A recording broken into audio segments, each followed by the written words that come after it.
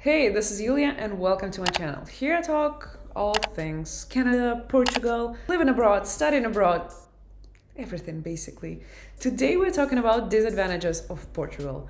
If you're new to this channel, well, I've lived in Canada for 7 years and now I live in Lisbon, Portugal. And some of you have asked me, Yulia, can you spill some tea about Portugal? It couldn't be that good. We're talking about disadvantages of Portugal.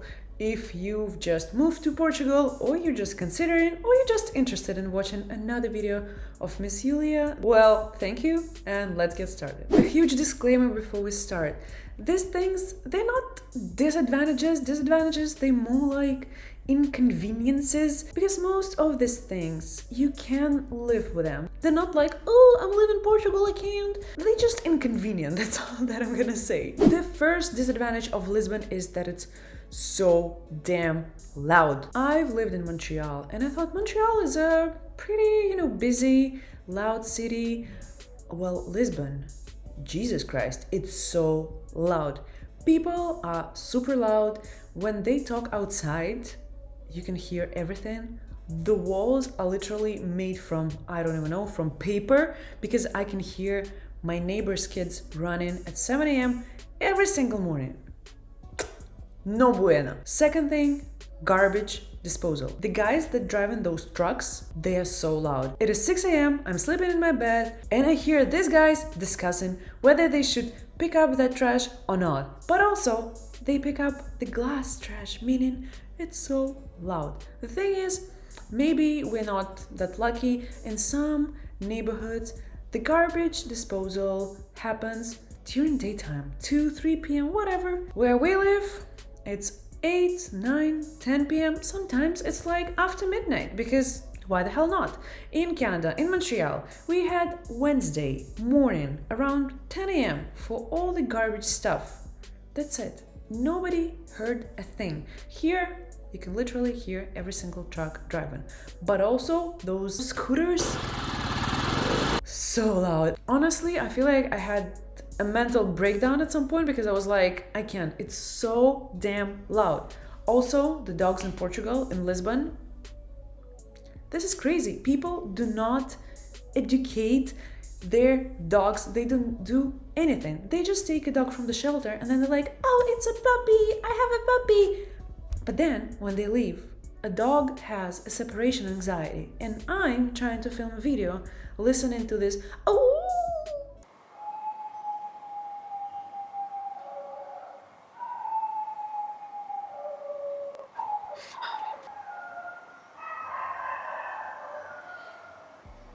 because a poor dog cannot be without their owner for longer than whatsoever.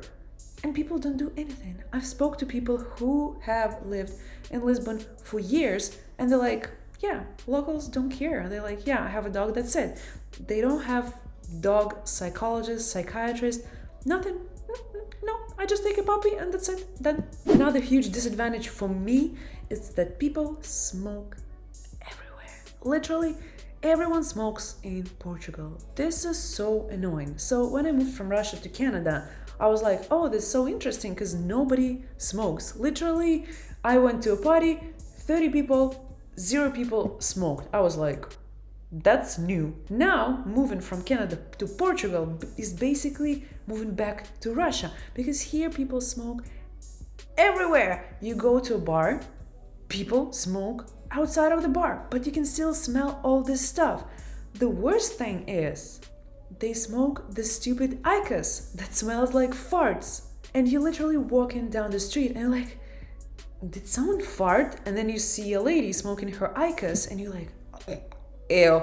I mean, it's terrible. In Canada, if you want to go smoke your cigarette, you need to go 9 meters from the entrance, and then it's going to be another entrance, and then you'll need to go, to like whatever. Here, you literally go to a terrace, in a bar, in a restaurant, people are just like smoking. Every second person will be smoking. And that's terrible to those who don't smoke. Disadvantage number 3 in Portugal is salaries and expenses. The salaries are so low, especially after North America, and the expenses are crazy. If you're planning to live in Lisbon, well, it's gonna be more expensive than in Montreal. Hey, cheap Lisbon. When we were moving to Portugal, people were like, oh, Lisbon, you can rent an apartment for 600-700 euros. Well, that's not the case because more and more people are coming to Portugal, to Lisbon in particular, so rent goes up. Salaries are I just don't even want to talk about that because salaries are super low. Minimum wage here is 700 euros per month, which is ridiculous, I find. Rent is expensive, gas is expensive, so I think it's 2 times more, but like 1.5 for sure, because my husband is driving and my husband is like, why gas is so expensive? Like, what the hell?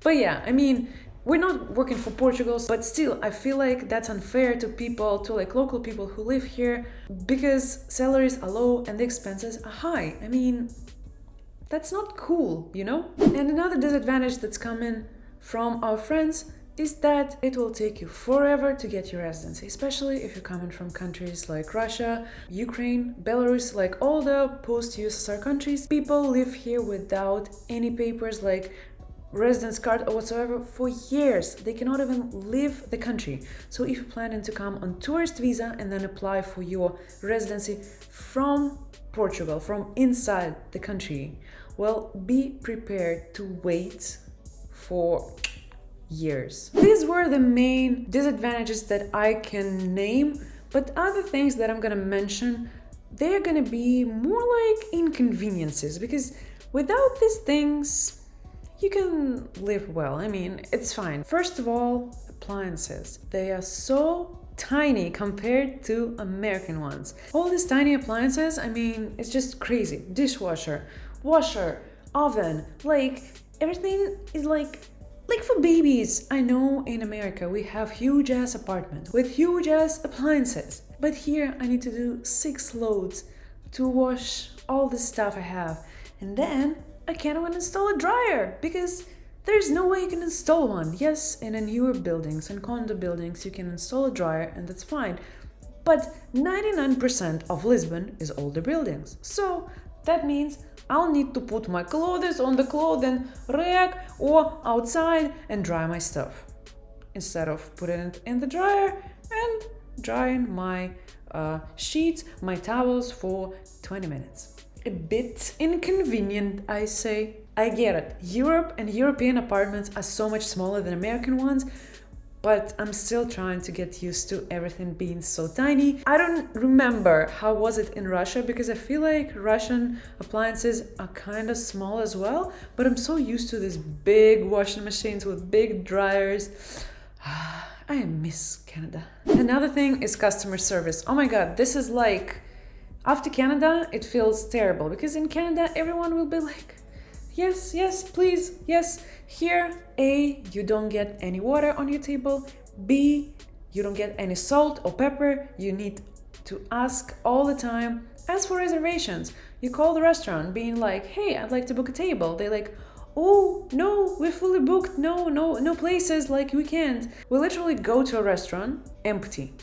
And I'm like, can we have a table for 3? They're like, yeah, of course. I'm like, but we called you and you said you had no places. They were like, I don't think so.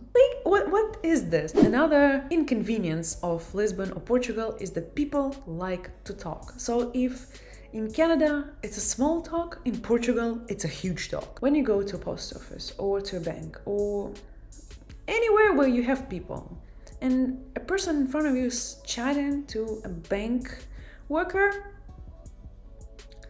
you can wait for like 10 minutes, 15 minutes, like it's okay. Portuguese people love to talk. They'll be literally in the line, in the post office, discussing Christmas, presents, how's the family, how's the kids, how's the school, blah, blah, blah. And you're standing there like, I just want my parcels, I just want my mail, you know. And they're like, yeah, I'm just like, they're trying to leave, but they're still in the middle of this conversation. So you're just like patiently waiting, being like, okay, maybe like in an hour I'll get my boxes, my delivers, my everything. And this is basically it. I feel like Lisbon is an amazing place to live when you're young, but these things, they will not ruin your life. Yes, it's a bit loud, noisy, smells like shit because of cigarettes and Icas, but it's all bearable. I mean, it's totally fine. I really enjoy Lisbon. Yes, I've been sad for the first couple of months because it was Christmas and no snow, blah blah blah, but now I'm like, yeah, it's actually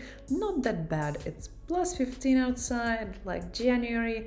All good, all good. And speaking of good, I'll make a separate video about advantages of Portugal, so you don't think that Miss Yulia hates this place. No, Miss Yulia likes this place, and she's gonna share her thoughts with you next time. And until then, bye!